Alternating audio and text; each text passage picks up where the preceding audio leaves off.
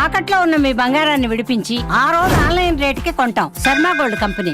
నమస్కారం, సుమన్ టీవీకి స్వాగతం. 2025 సంవత్సరం నవగ్రహాల స్థితిగతులు ఎలా ఉన్నాయి, ద్వాదశ రాశుల వారికి ఎటువంటి ఫలితాలని అందజేస్తున్నాయి, ఈ విషయాన్ని తెలియజేసేందుకు మనతో పాటు ఉన్నారు ప్రముఖ జ్యోతిష శాస్త్ర పండితులు, శ్రీచక్రపీఠ వ్యవస్థాపకులు బ్రహ్మశ్రీ ప్రదీప్ జోషి గారు. గురుగారు నమస్కారం. శ్రీమాత్రే. గురుగారు, 2025 సంవత్సరం మరి తులారాశి వారికి దశ తిరగబోతుందా, ఎలా ఉండబోతుంది? శ్రీ గురుభ్యో నమః. శ్రీమాత్రే. తులారాశి తక్కడ వీళ్ళు ఈ 3 నెలలు మాత్రం రెస్ట్ తీసుకోండి. 3 నెలలు జనవరి నుంచి మార్చ్ వరకు మాత్రం రెస్ట్ తీసుకోండి. మంచి రెస్ట్ అంటే ఎంత రెస్ట్ తీసుకోవాలంటే ఇక నెక్స్ట్ దబిడి దిబిడే ఫుల్ పనులు ఉంటాయి. ఇంకా మంచి టైం వచ్చింది. సో మంచి రెస్ట్ తీసుకోండి. ఎంత రెస్ట్ తీసుకోవాలో అంత రెస్ట్ తీసుకోండి. ఎందుకోసమంటే ఒకేసారి 6వ స్థానం లోపలికి శని వస్తున్నాడు, తర్వాత భాగ్యస్థానం లోపలికి గురువు వస్తున్నాడు.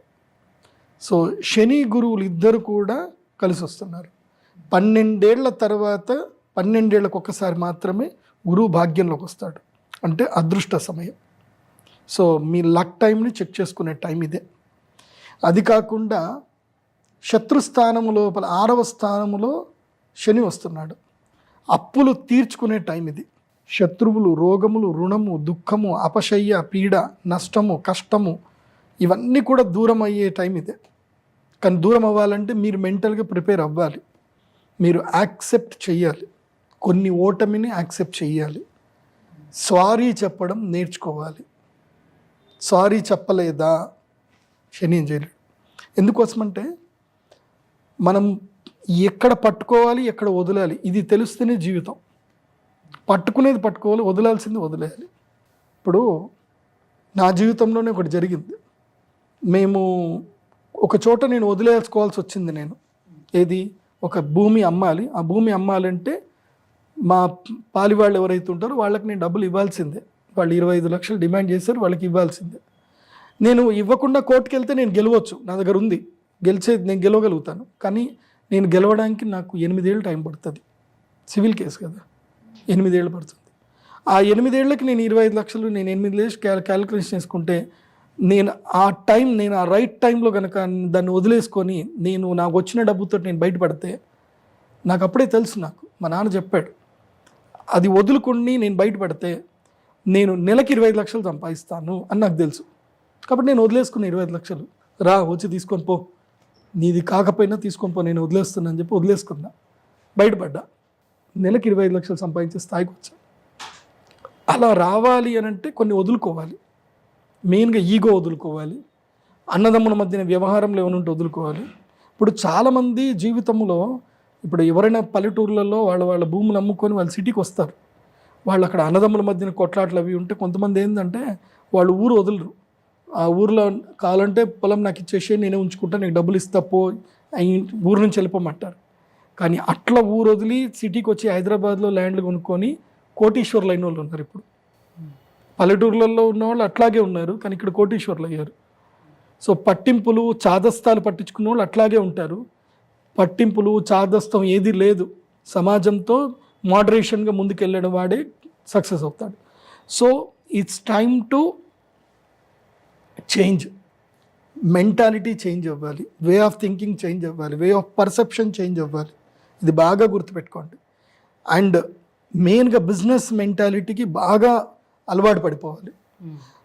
ఎంత హంబుల్గా మీరు బిహేవ్ చేస్తే మీ జీవితంలో ఈ 2.5 సంవత్సరాలు, చిన్న పిల్లాడినైనా సరే మర్యాద ఇచ్చి మాట్లాడండి. తగ్గిపోండి, పూర్తిగా తగ్గిపోండి, మర్యాద ఇచ్చి మాట్లాడండి. మీ జీవితంలో అలా అన్నీ కలిసి వస్తాయి. నేను ఇది అనుభవపూర్వకంగా చెప్తాను, మామూలుగా చెప్పట్లే. మీరు అన్ని రాశి ఫలాలు మొత్తం అని చూడండి, ఇది తులారాశి వాళ్ళకి పట్టును పడుతుంది. చూడండి, హంబుల్గా వెళ్ళండి, ప్రేమగా మాట్లాడండి, అందరికీ చేతులు నమస్కరించి మాట్లాడండి, ప్రేమతోటి గెలుచుకోండి, అందరినీ ప్రేమతోటి గెలుచుకోండి. అలా గెలుచుకుంటే ఇది మీ టైం. ఈగోకి పోయారా, అహంకారానికి పోయారా, ఈ అదృష్టం మీకు కలిసి రాదు. ఈ సంవత్సరం మొత్తం మీరు అన్ని అదృష్టం, ఈగో అన్నీ వదిలేసుకోవాలి. ప్రేమ, ఎవరు కనపడ్డా అందరితో ప్రేమ కనపడాలి. నీ ఫ్రెండ్ కనపడ్డా, నీ శత్రువు కనపడ్డా వాడితో వెళ్ళి ఒక సెల్ఫీ దిగిరా. నీ శత్రువుకి వెళ్ళి స్వీట్ పెట్టు, సెటిల్ చేసుకో. Settlement, it's time to settlement. ఇప్పుడు సెటిల్ చేసుకుంటే అదృష్టం వస్తుంది. ఇప్పుడు సెటిల్ చేసుకొని వదలలేదా ఇంకా అదృష్టము రాదు. ఈ జీవితాంతం కోర్టు కేసు చుట్టూ తిరుగుతూనే ఉండాలి, గుర్తుపెట్టుకోండి.